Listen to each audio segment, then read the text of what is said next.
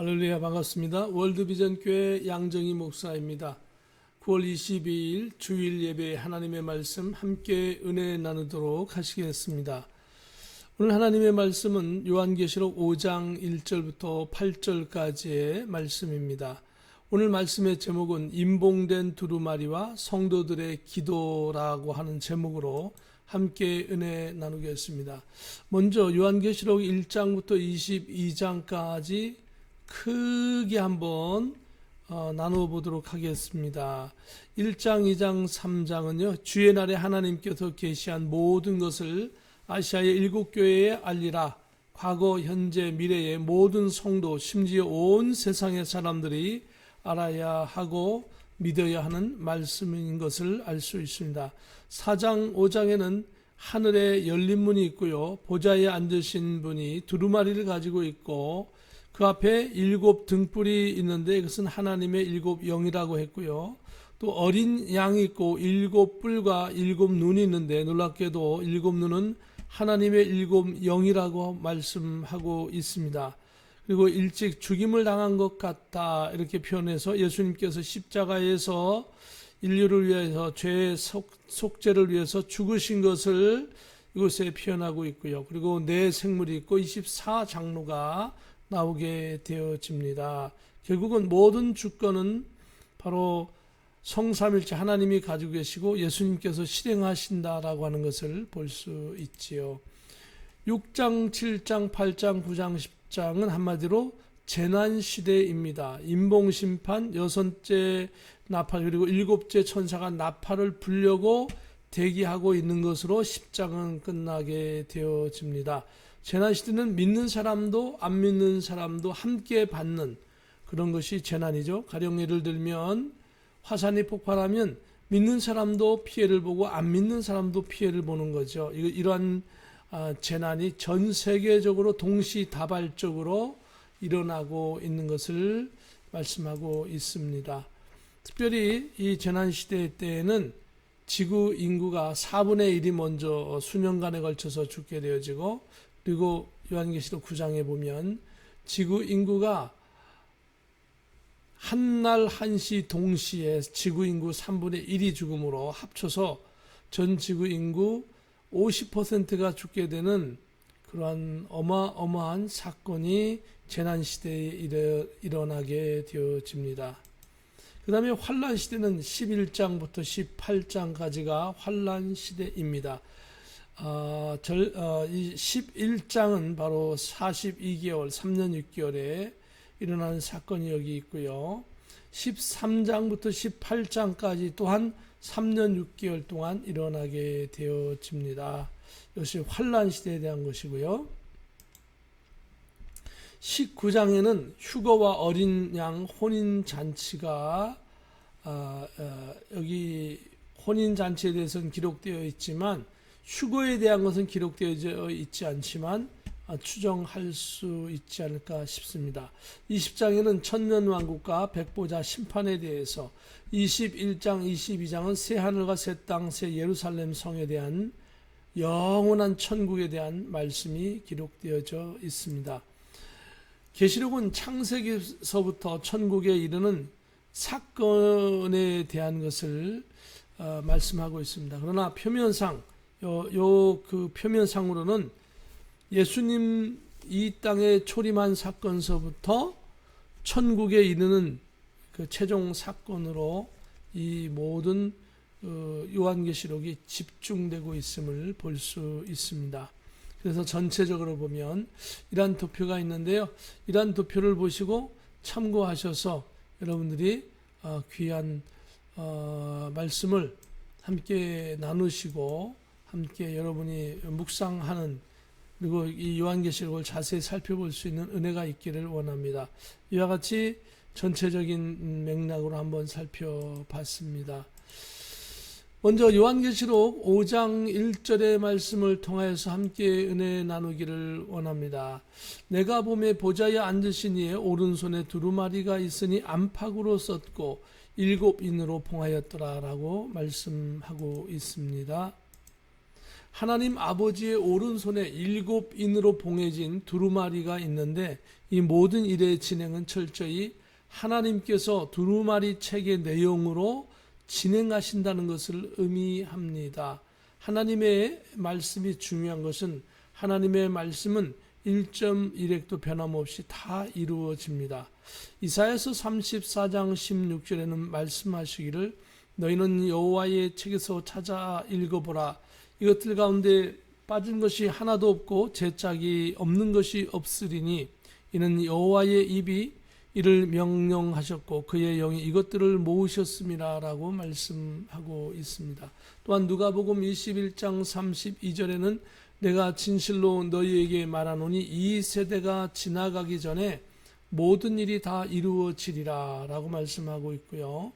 또한 마태복음 5장 18절에도 진실로 너희에게 이르노니 천지가 없어지기 전에는 율법의 1.1획이라도 반드시 없어지지 아니하고 다 이루리라 라고 말씀하고 있습니다. 요한계시록 5장 2절은 또 봄에 힘있는 천사가 큰 음성으로 외치기를 누가 그 두루마리를 펴며 그 인을 떼기 합당하냐 하나라고 말씀하고 있습니다. 힘있는 천사일지라도 이 두루마리를 열 수 없으며 이 두루마리의 책을 하나님 아버지께로부터 받을 자가 없으며 오직 예수 그리스도만이 이 두루마리를 받아 여실 수 있는 분입니다. 그 이유는 두루마리에 기록되어져 있는 내용은 바로 인류의 구속에 대한 최종적인 구속에 대한 말씀인데 그 구속을 할 수 있는 분은 오직 하나님이신 예수님밖에 안 계시기 때문에 비록 천사가 이것을 받는다 할지라도 실행할 수 없는 것이죠. 실행의 주체는 바로 예수님이시기 때문에 그렇습니다. 예수님은 성삼위일체 하나님이시기 때문에 이 일을 진행할 수 있는 것입니다. 하나님이신 독생자 예수님이 친히 이 땅에 인간의 몸으로 태어나셨습니다. 하나님이신 예수님은 창조주이시기 때문에 인류를 전체를 위하여 십자가에서 죽어주시면서 인류의 죄를 대속할 수 있는 것입니다.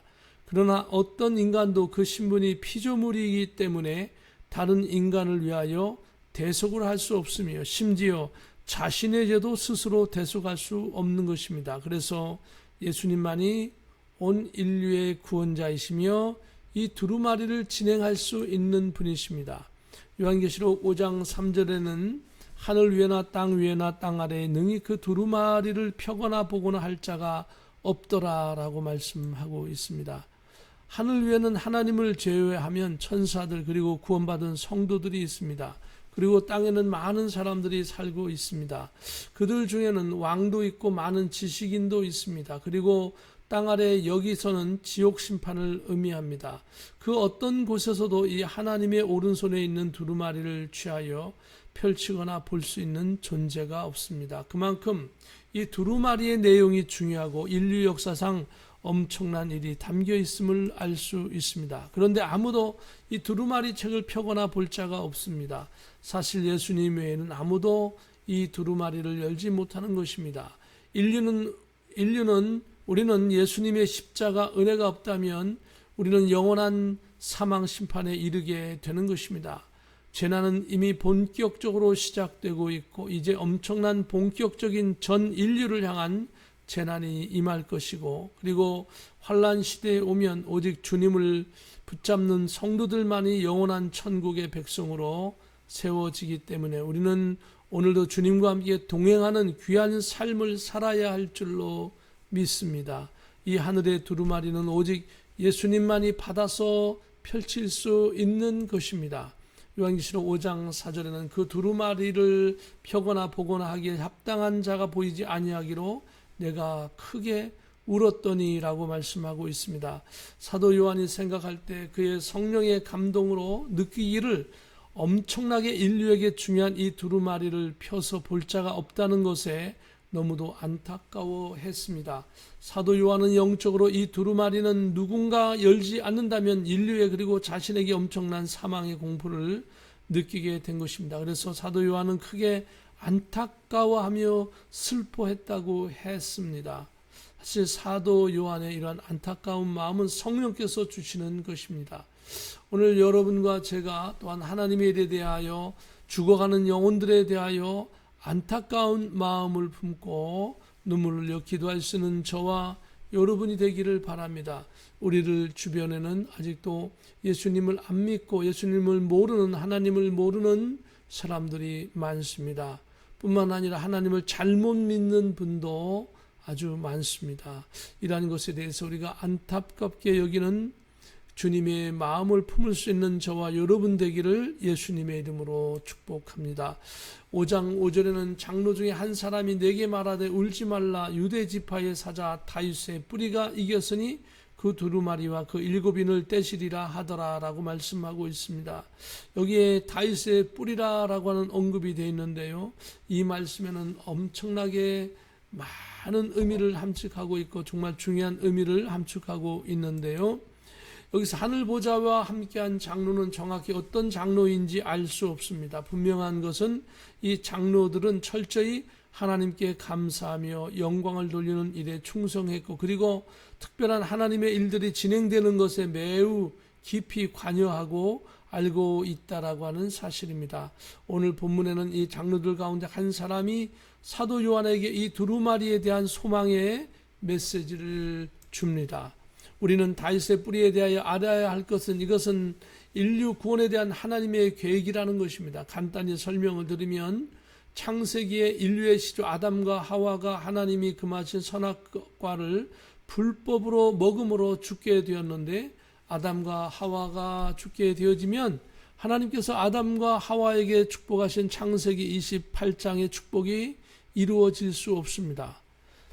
창세기 1장 28절 보면 하나님이 그들에게 복을 주시며 하나님이 그들에게 이르시되 생육하고 번성하여 땅에 충만하라. 땅을 정복하라. 바다의 물고기와 하늘의 새와 땅에 움직이는 모든 생물을 다스리라 하시니라 라고 말씀하시면서 생육하고 번성하여 땅에 충만하고 땅을 정복하고 바다의 물고기, 하늘의 새와 땅에 움직이는 모든 생물을 다스리라 라고 하는 이 5가지 축복을 아담과 하와가 선악과를 따먹어서 불법을 행함으로 말미암아 바로 죽게 된다면 하나님의 축복은 이룰 수가 없는 것입니다.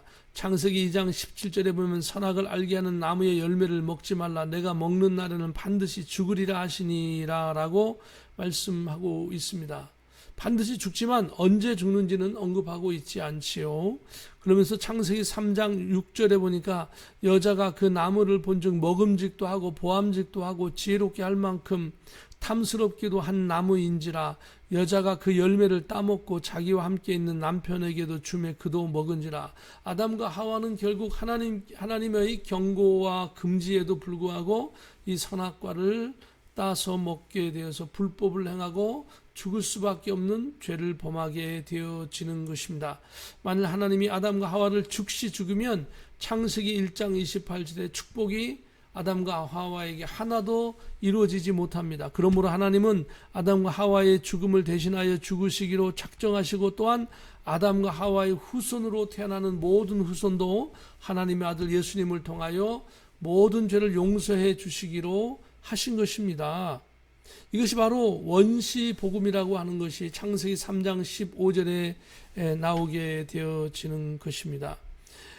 내가 너로 여자와 원수가 되게 하고 내 후손도 여자의 후손과 원수가 되게 하리니 여자의 후손은 내 머리를 상하게 할 것이요 너는 그의 발꿈치를 상하게 할 것이니라 하시고 라고 말씀하고 있습니다. 인간은 너무도 악하여 노아 시대에 8사람을 제외하고 다 홍수로 죽게 되어집니다. 그 이후로 노아의 8사람을 중심으로 하여 인간은 다시 번성하게 되어집니다. 그러나 너무도 악하여 하나님을 대적하는 바벨탑을 쌓았으나 하나님은 멸망시키지 아니하시고 이들의 언어를 다르게 하여 흩어 놓으셨습니다. 계속하여 인간이 악함을 보시고 하나님이 아브라함을 택하여 믿음으로 구원받는 길을 열어 놓으셨습니다.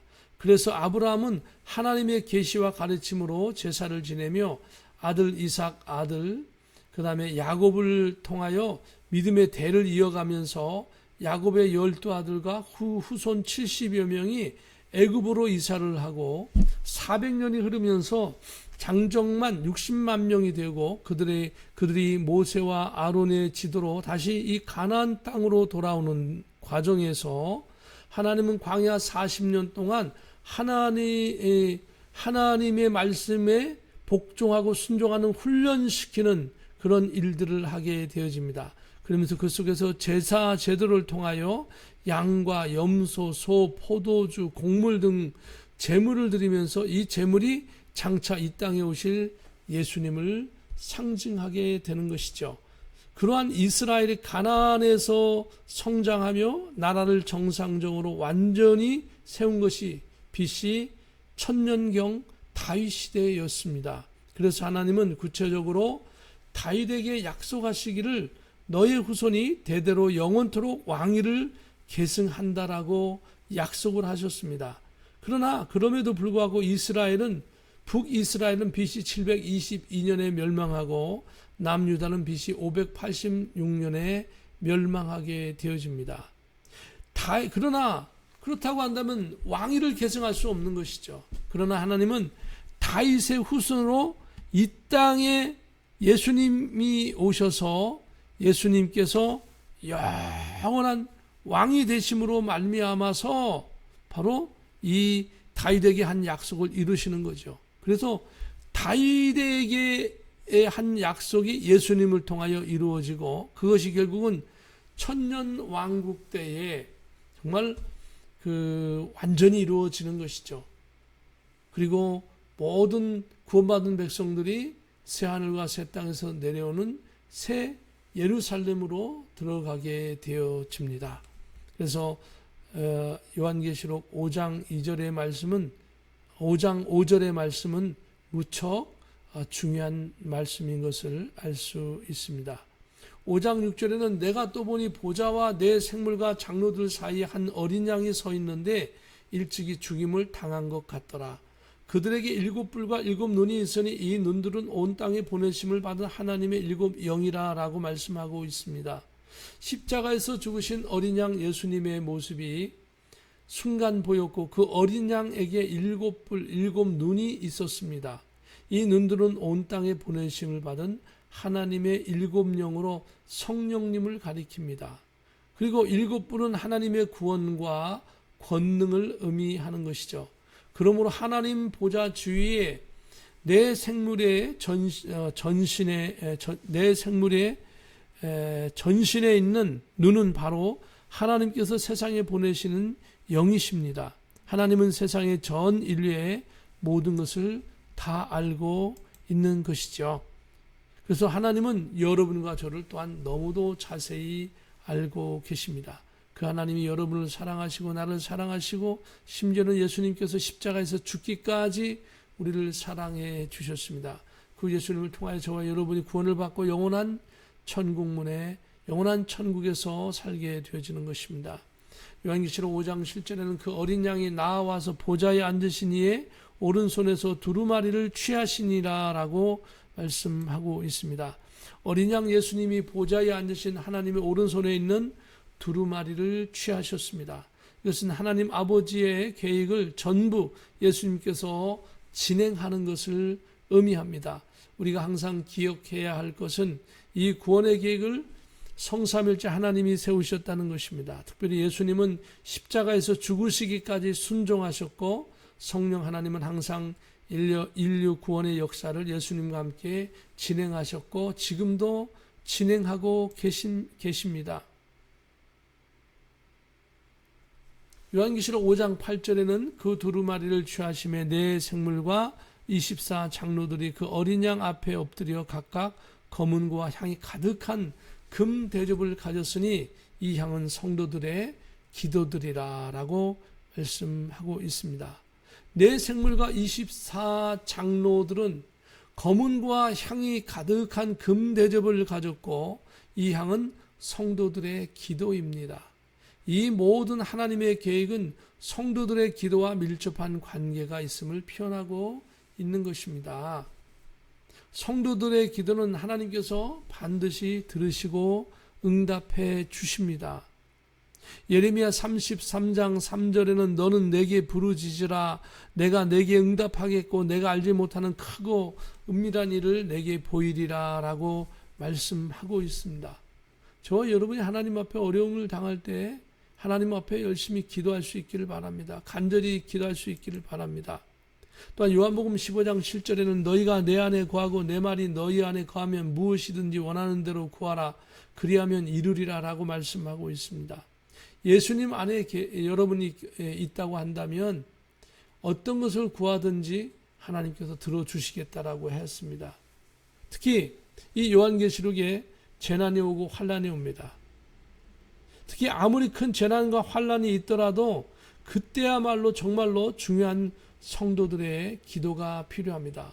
온 세상이 지진, 그 다음에 화산 폭발, 홍수, 가뭄, 그 다음에 많은 어마어마한 사건이 펼쳐지는데 그 사건 속을 바라보면서 사건 속에 있는 우리들이지만 우리가 기도할 때 하나님께서 들어주신다라고 하는 겁니다. 세상에 아무리 큰일이 있더라도 하나님의 관심은 성도들의 기도에 관심을 가지고 계십니다. 하나님은 오늘도 성도님들과 대화하기를 원하시며 우리들의 기도를 듣기를 원하십니다. 하나님은 하나님의 백성들을 축복해 주시기를 원합니다. 그 축복은 바로 하나님께서 우리 마음에 성령의 감동을 주셔서 우리가 기도하게 하시고 기도를 응답하시고 우리를 축복해 주시는 것입니다. 그러므로 기도는 하나님께 드리는 기도는 축복의 통로인 줄로 믿습니다. 여러분 기도함으로 힘을 얻으시기를 주님의 이름으로 축복합니다. 오늘은 여기까지 말씀을 통하여 함께 나누고요. 다음 주부터는 5장 9절부터 함께 하나님의 말씀의 은혜를 나누기를 원합니다. 요한계시록의 전체적인 내용을 잠깐 이곳에 모아놨습니다. 참고해 주시기를 바랍니다. 참고하시고 정말 이 요한계시록에 있는 말씀을 통하여 볼 때 지금 이 시대에는 요한계시록의 말씀이 이제 본격적으로 진행되고 있다라고 하는 것을 느낄 수 있습니다. 전 세계적으로 이제 엄청난 재난이 닥쳐오게 될 것입니다. 심지어는 지구 인구 4분의 1이 먼저 전쟁, 질병, 지진, 화산 이런 여러 가지 재난으로 인하여서 지구 인구 4분의 1이 수년간에 걸쳐서 죽게 될 것이고 그리고 나중에는 요한계시록 9장에는 지구 인구 절반이 죽게 되고 지구 인구의 3분의 1이 죽게 되니까 4분의 1과 3분의 1을 여러분이 계산해서 합쳐보면요 지구의 인구 절반이 죽게 되어집니다. 이런 와중에 온 인류는 그야말로 정말 아비규환이고 질서가 없고 어지러움 속에서 누군가가 통치해 주기를 원합니다. 그러한 강력한 통치를 원할 때에 짐승의 세력이 나타나서 전 지구를 통치하며 이제 전 지구는 환란 시대로 들어가며 이 환란 시대는 특히 후환란 때에는 사람들에게 짐승표를 주어서 그 짐승표를 받은 사람만이 거래를 하고 통장의 어카운트를 개설하고 월급을 그곳에서 받을 수 있고 이런 거래를 하게 하는 것입니다. 그러나 짐승의 정부가 원하는 대로 짐승표를 받지 않을 때에 많은 핍박이 있고 그리고 후에는 사람들을 잡아다가 죽이는데 요한계시록에서는 말씀하기를 몇이든지 다 죽이더라 이렇게 표현되고 있습니다. 모든 사람이 다 죽게 되는 거죠. 이때는 엄청난 수백만 수천만 명 그 이상 되는 어마어마한 순교자가 전 세계적으로 생기게 될 것입니다. 그리고 분명한 것은 요한계시록 16장에는요 말씀하시기를 예수님께서 도둑같이 오실 것이다 라고 하는 말씀을 통해서 볼 때에 예수님은 16장까지도 재림하지 아니하셨습니다. 그런데 어떤 사람들은 예수님은 이미 12장, 13장, 14장, 15장, 16장, 17장, 18장 이것은 뭐냐면요. 바로 환란 시대를 의미합니다. 그래서 이 7년 동안 환란 시대 동안 성도들이 하늘로 쭉 올라가서 예수님과 7년 동안 혼인 예식을 치르기 때문에 성도들은 이때 참다운 성도들은 환란의 고통을 받지 않는다라고 하는 주장하는 분이 꽤 아주 많습니다. 그런데 놀랍게도 성경은 그러한 내용이 없습니다. 그러한 내용이 없는데 성도 그렇게 얘기하면 자신들의 교단의 이론이 적당하게 이렇게 묻어갈 수가 있고 또 성도들을 안심시킬 수 있는 내용이지만 그러나 성경은 어디에도 예수님께서 성도들과 7년 동안 혼인잔치를 한다는 이야기가 없습니다. 오늘 우리들은 성경 말씀대로 이 요한계시록을 봐야 하고 성경 말씀을 통하여서 저와 여러분이 이단의 엉터리 지식과 그리고 성도들을 왜곡시키는 그러한 이단의 그러한 공격들을 잘 막아내고 분별력 있는 신앙생활 그리고 주님과 동행하는 신앙생활이 되기를 예수님의 이름으로 축복합니다. 오늘 여기까지 합니다. 잠깐 기도하겠습니다. 자비로운 주님 은혜를 감사합니다. 오늘도 하나님의 은혜가 있기에 오늘도 이 귀한 시간을 함께 나누게 하심을 감사합니다. 아무리 어렵더라도 하나님은 성도들의 기도를 듣기를 원하시고 성도들의 기도를 통하여 하나님 놀랍게 역사하시는 줄로 믿습니다. 요한계시록을 통하여 세계는 재난과 환난과 예수님의 재림을 준비해야 하는 때인 것을 알게 되었습니다. 많은 분들이 이 요한계시록에 관심을 가지고 이 한 시대를 주님이 원하시는 뜻대로 살게 하옵소서. 예수 그리스도의 이름으로 감사하오며 기도하옵나이다. 아멘. 할렐루야. 한 주간도 승리하시기를 바랍니다. 할렐루야.